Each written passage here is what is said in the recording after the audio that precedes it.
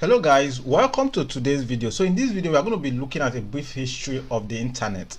Now the internet, we all know, did not fall from the sky. It actually started as a primitive project in the olden days and has evolved to the amazing tools and resources we now have today that has enabled us the online world we enjoy. So how did the internet came to be?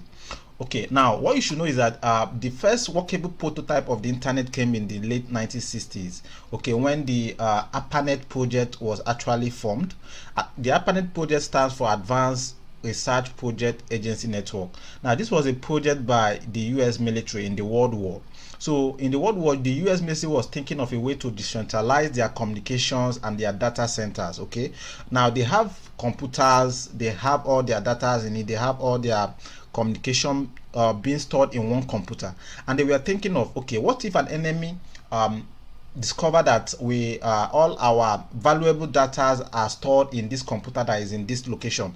They can easily bomb that location and just destroy all their valuable files and data that can help them make better decision regards to the war. So this idea actually prompted them to think of a way to decentralize their communications. So they want to have a computer in one location and another one in one location, whereby both of them can communicate to each other, both of them can send data to each other. So this is actually where the idea of internet started evolving. So along the line, this project kicked off, and in the late 90s, like in the 1969, the first message was delivered between one computer and computer, and guess, this was very primitive and very slow.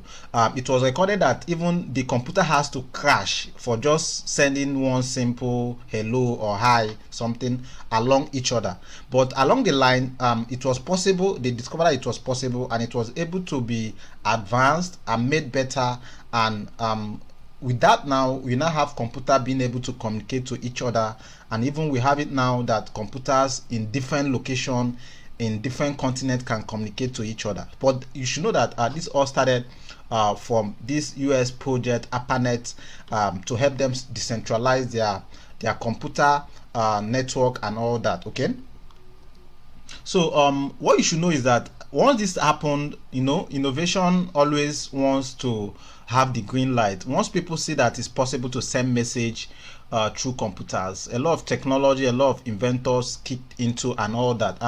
From there, we started having more tools and more resources that makes the internet much better, more faster, and more effective. So along the line, also we have scientists like Robert Kern and Vinton Cerf.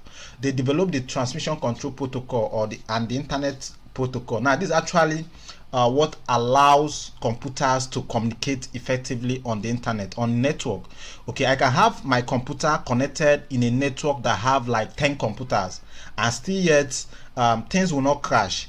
Information that are meant to my computer will come to my computer without directing to another computer. So this technology is actually what controls all these things. Every device that is connected to the internet makes use of this technology.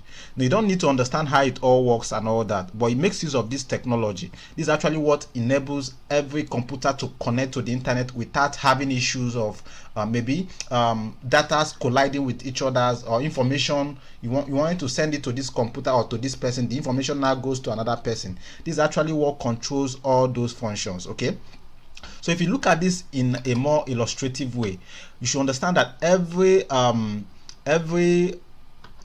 device that is accessible to the internet has what is known as the TPC or IP. You always hear IP address. That is your unique identifier on a network. So every device you see connected to the internet always have an IP address. Your phone has one, your laptop has one. This is actually what makes it unique. So if I come to this network and I say this is my IP address, if I want to send this message, if I want to send message to this computer that is here, I will be pointing this message to this IP address, not the computer, because there are many computers in the internet. My message can simply go to them, but with the help of this IP address, this message, and if I'm pointing it to this IP address, this message is going to go directly, travel within all computers in the internet, and land on this computer. Now, this is a complicated process, but this actually what or how the different computers are able to communicate on the internet, and this is made possible by this technology known as the TPC and IP address. With this technology, connection becomes much easier, faster, and globally available. And with it, we now have the internet. This is how a lot of things are being built on the internet. You have different computers being able to connect on the internet. You also have this also enabled the World Wide Web that we enjoy today, which we are going to be discussing more in details as we progress. Okay, I hope this video helps you understand how the internet actually all started and how it has evolved to these amazing tools we have today. Now, if you have questions regards to this topic, just send me a DM or use the option. If you're watching this in our learning management system, there's option for you to ask questions. Do that and I will be glad to attend to it. Okay, so that is it on this video, and I will see you in the next one.